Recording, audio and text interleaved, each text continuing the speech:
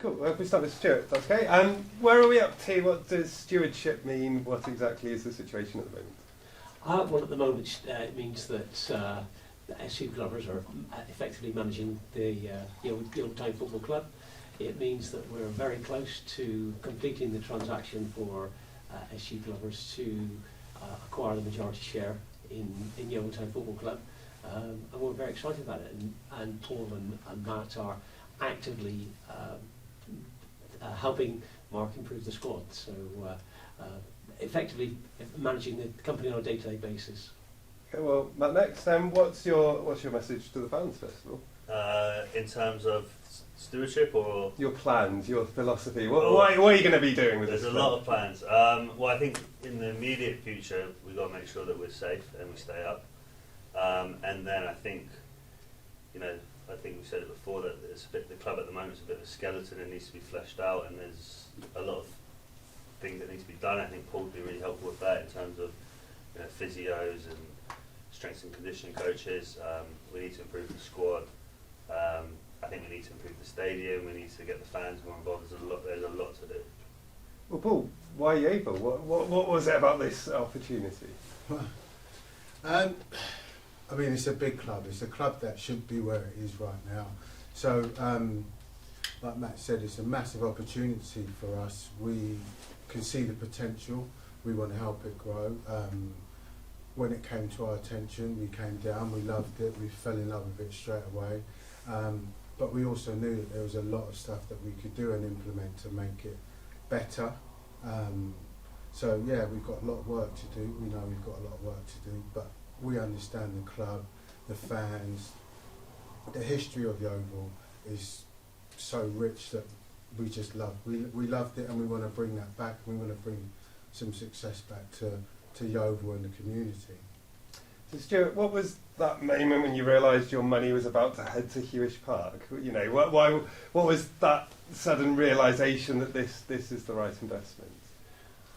Investment, interesting word. As I think Matt says earlier, you don't get involved in a football club as an investment.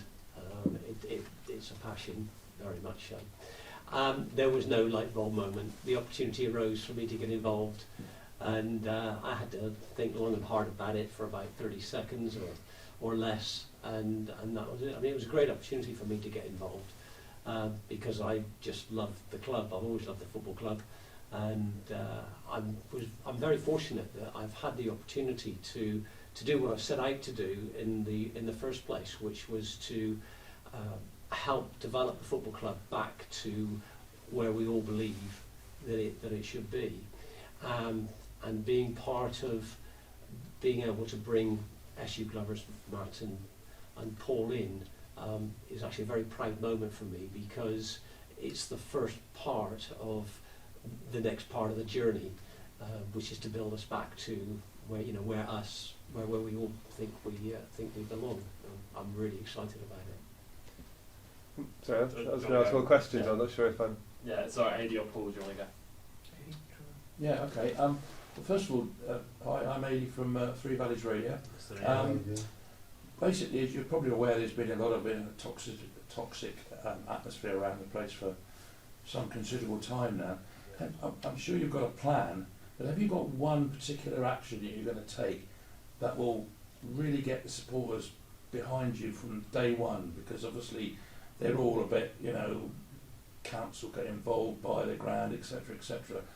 They want to see something different on the table. Have you got that, almost like that light bulb moment?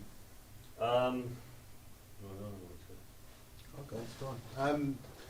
So the main thing at the moment is obviously what's going on with the stadium. We're happy where it is at the moment, and we're happy that shortly that the stadium will be back with the fans and the club. So that's one big action. Obviously the other action is just for us to be accessible and honest and upfront with everything that's going on. So we'll be here for fans, we'll be here, you can talk to us, you can come and speak to us, and we'll give you an honest answer. So there's another action. The other action is that we're going to help on the playing side, and we're going to bring an atmosphere back to Hewish Park. and we want the fans to get behind us. We're here for the fans effectively. We want the atmosphere. We know that there's fans out there. We know there's people out there that want to come and watch us play football. So we're getting behind Mark. We're going to give him some of the facilities and players and everything that he needs to make it a successful side. And if you've watched us in the last few games, I know we've lost a couple and drawn a few, but we've been playing good football. So we're trying to get back the excitement on and off the field. And what we will do is bring a level of professionalism to both, again, on and off the field. So those are the things that we're looking to do. And like Matthew said, we will do some upgrades, and we will start doing some small minor bits around the stadium. So people, this is a destination. We want to make it a destination so people can come, watch their loved team, stay around, drink, and feel like this is part of them. So those are sort of the things that we want to implement, and we will start implementing them sort of straight away. So what made you change from the oval ball to the round ball then? I've always loved football. Yeah. I've never changed. It's just I was okay at one sport and probably not so great at the other. So Yeah. that was it. I mean, without sort of too pedantic, but I mean, is there any way you can tell us, well, what have you bought? I mean, well, you haven't bought it yet, apparently, because you're still stewards, but at the point when you do come, right, it's all done, dusted, job done, what have you bought? Yeah, so I think we've seen everything we need to see. We're certain that we are where we need to be, and we're going to get what we want, which I don't think we can go into like a crazy amount of detail about, but we do want to assure that the stadium will be will be owned by the club. Okay. Well, best of luck. I hope it all works out very well Appreciate for you. it. Thank Thank you. you very much. Nice to meet We you. desperately need somebody like you, so Thank bring you. it on. Yeah. Matt, hello, Alistair Hello. from the BBC. How you doing? What are you, 28, 29? I'm 28, but I'm 29 in like Soon, 6 isn't days. it? Yeah, very 6 days. soon. I Yeah. guess what my question is, why does a 29-year-old from London want to buy a club in South Somerset? That's a good question. I mean, like Paul said, we've been looking at a couple clubs for the last couple of years, sort of in and out, looking around, and we were close on one, didn't quite work out, which I actually think now we're very happy about, because we came down here kind of on a whim, looked around, and we sort of loved it. We thought this is, and I think when Paul sort of first brought it to me, I couldn't believe they were in the National League. I thought when I was young, I mean I'm still young, but when I was younger, it was always like a league. I remember them being in the Championship. I remember them playing Brentford, and look where Brentford are now, and then look how far Yeovil have fallen. And I just thought there's other clubs that we could have gone into, but they're probably at their ceiling or very close to their ceiling. And I just think Yeovil has a long way that it can go, and I think that's a fun project to be part of, and interesting. It's got a good fan base. I think they've been obviously had some tough times, and I think it'd be great to bring them back to where they should be. And then I guess on a more selfish level, I have a daughter who lives not too far from here, so that works out well for me too. What is the timescale? I mean, you are stewards at the moment. Yeah, You're going to be owners if it all gets ticked off. What, yeah. Are we looking at days, weeks? I'll say imminent, and you can make of it what you will. Yeah. Yeah. And what is the scale of your ambition? Are you coming? I'm not expecting you to tell me how many pounds you're going to spend, but is this just you're happy to stabilise things, or are you No. guys really ambitious? No, we're ambitious. I love the National League, don't get me wrong, I've never really watched it before I started getting involved with Yeovil, but it's not where we want to be. It's not where we should be, and I think it's not going to be an overnight thing. Obviously we have to make sure we're even in this league next year, but I do think if you stick with it and we get to the summertime, we have all sat down, we have got big plans for the club, and we want to be one of the top clubs in this division next year. I wonder, did you guys look at what's happened at Wrexham with Ryan Reynolds? And Yeah, also you, I mean, my acting skills weren't quite as Yeah.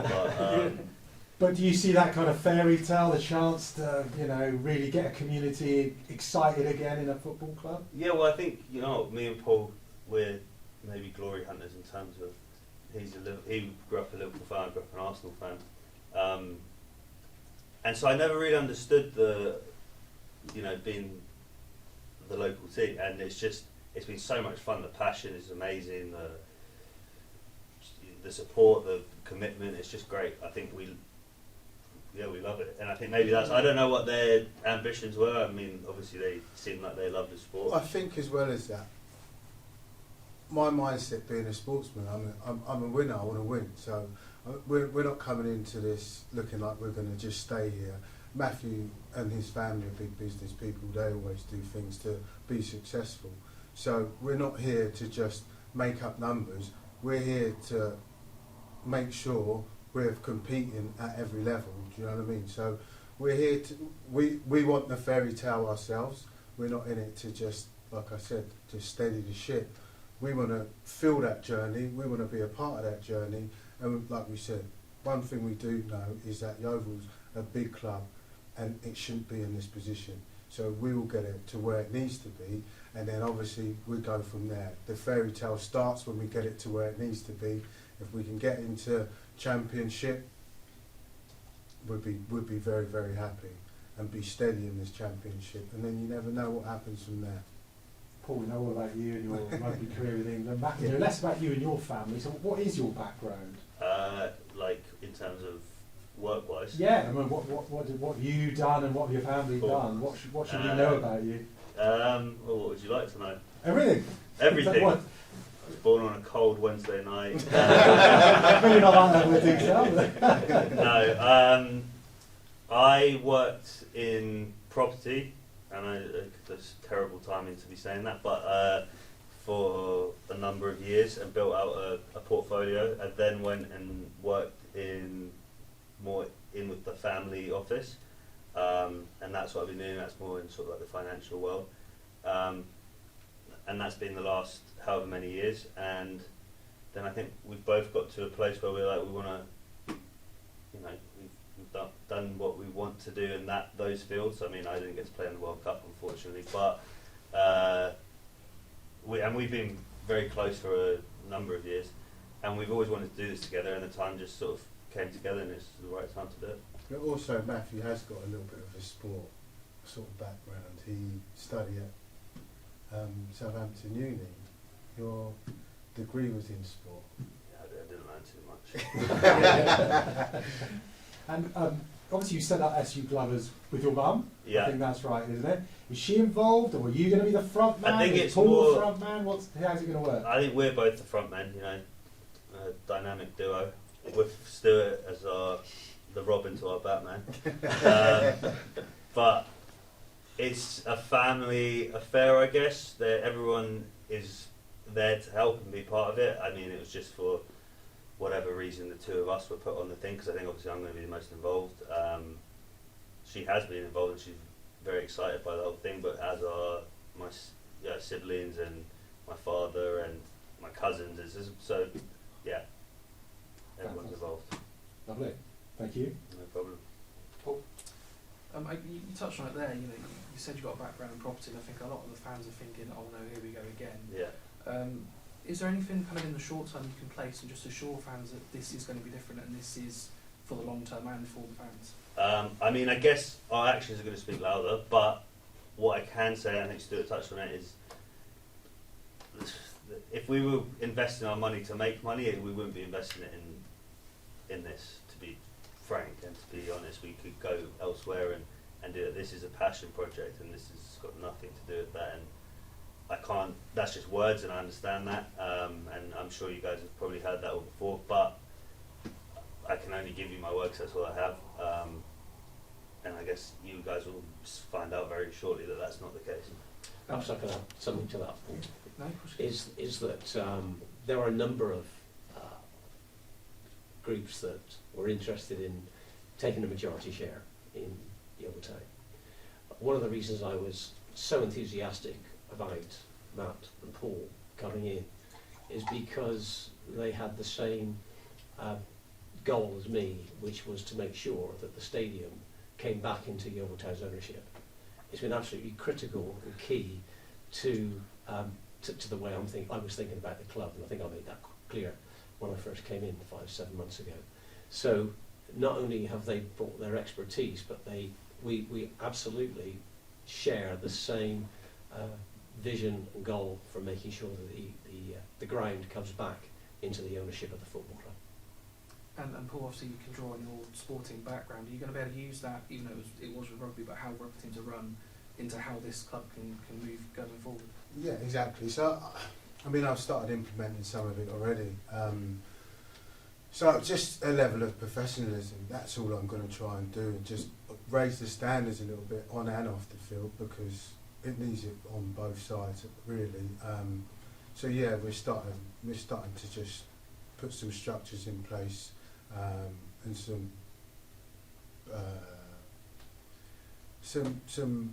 just put a decent model in place where we can all go to, and it's a standard, everyone knows what they've got to do, and just make sure on the playing side the players have no excuses, they're looked after, physio, everything that they need, rehab, anything that they need, so they've got nothing to worry about except for playing. So that's what I'm going to try and help Mark with as well, which we all know they've been lacking for the last few months. So I'm going to try and help along with that as well. And I guess just the other thing from the fans' point of view is they've had kind of absent owners, I suppose. How hands-on are you preparing to be? You're going to be quite, at the forefront of what's going on. You're going to be here quite a lot. Yeah, well, I mean, interact with the fans. we moved down from London to Somerset, so It's quite a statement. I know we've been in every day this week. We'll be in every day next week. I think we've got a lot of work ahead of us, and this is not a secondary job. This is now our priority and our job. So you've actually moved to Somerset, have you? We have, Yeah. yeah. Good.